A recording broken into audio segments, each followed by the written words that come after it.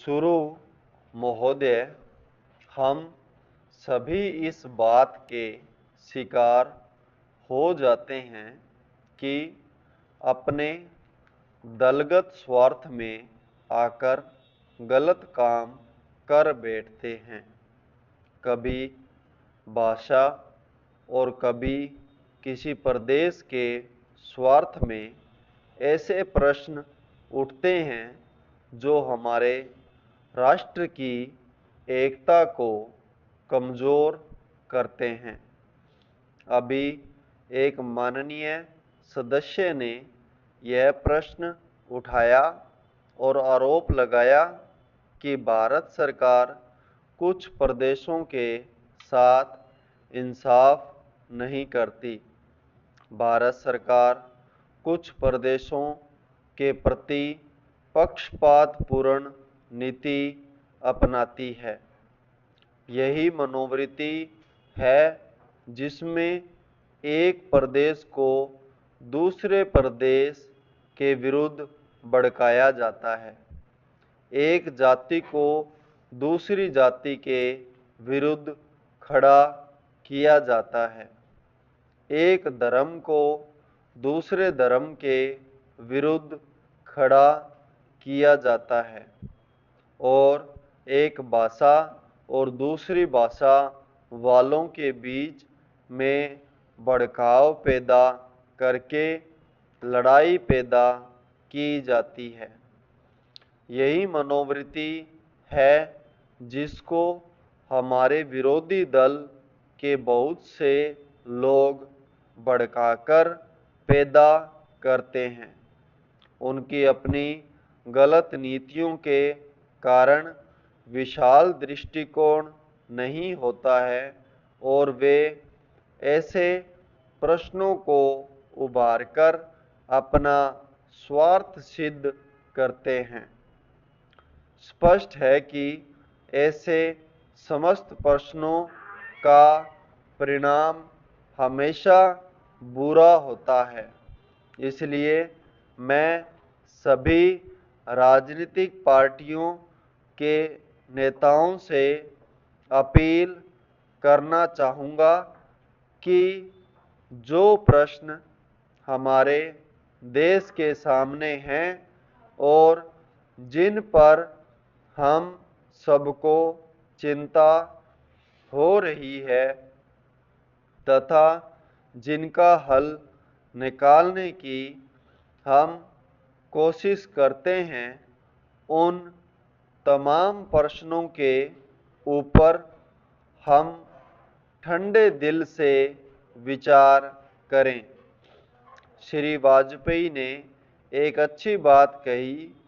उन्होंने कहा कि इन प्रश्नों का हल सड़कों पर नहीं होगा।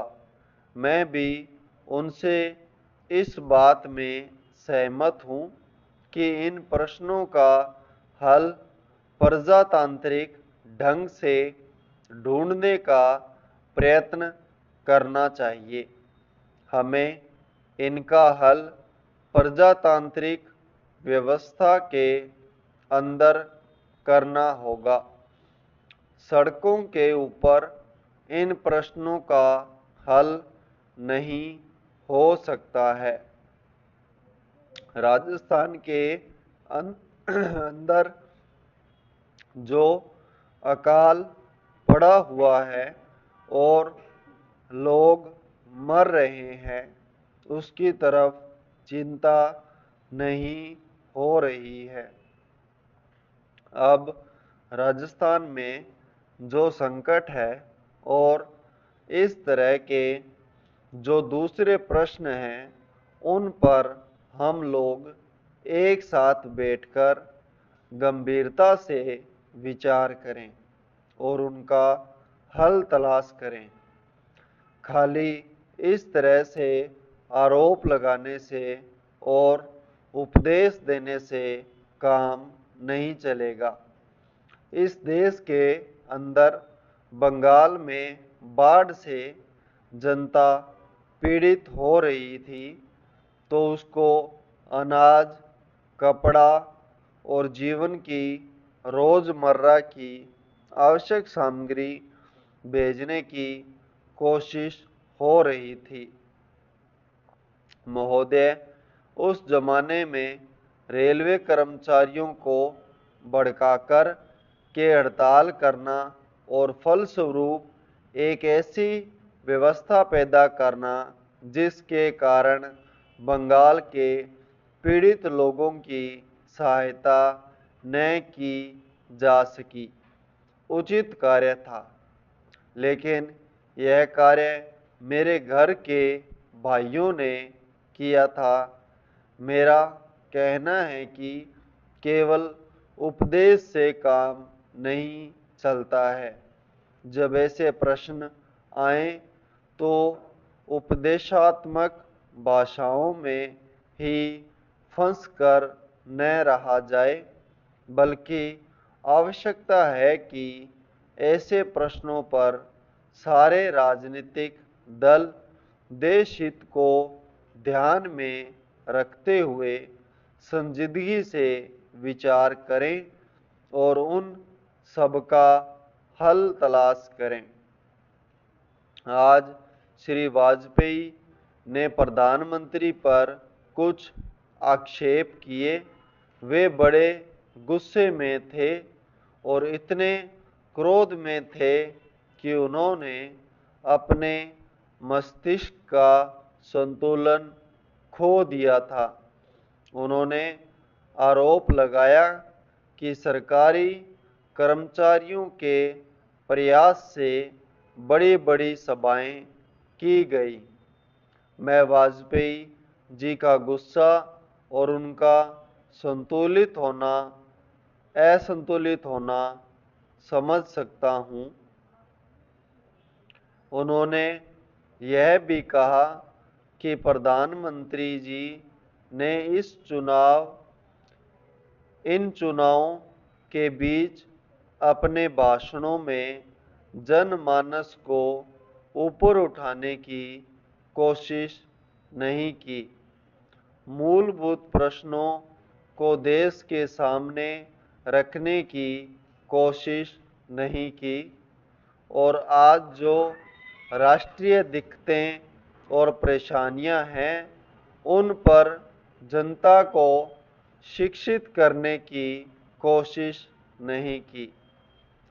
प्रधानमंत्री ने अपने चुनाव भाषणों में देश के अंदर जो शक्तियां राष्ट्रीय एकता को भंग कर रही है, धर्म के नाम पर, जाति के नाम पर, भाषा के नाम पर या क्षेत्रीयता के नाम पर संकीर्णता की भावना पैदा कर रही है, जनता को उनसे सजग किया।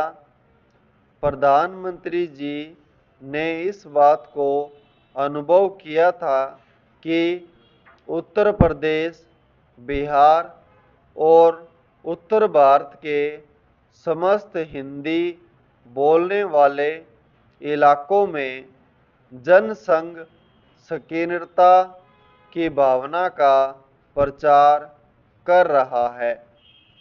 जिस प्रकार से जनसंघ सांप्रदायिकता की भावना को बढ़ावा दे रहा है, राष्ट्रीय शक्तियों को तोड़ने की नीति चला रहा है, उससे राष्ट्रीय मूल, राष्ट्रीय नीतियां और राष्ट्रीय एकता खतरे में है।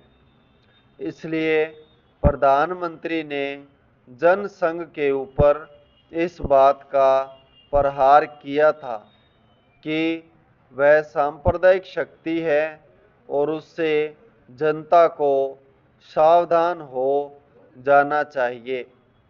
आज जो वाजपेयी जी का गुस्सा है उसको हम समझ सकते हैं।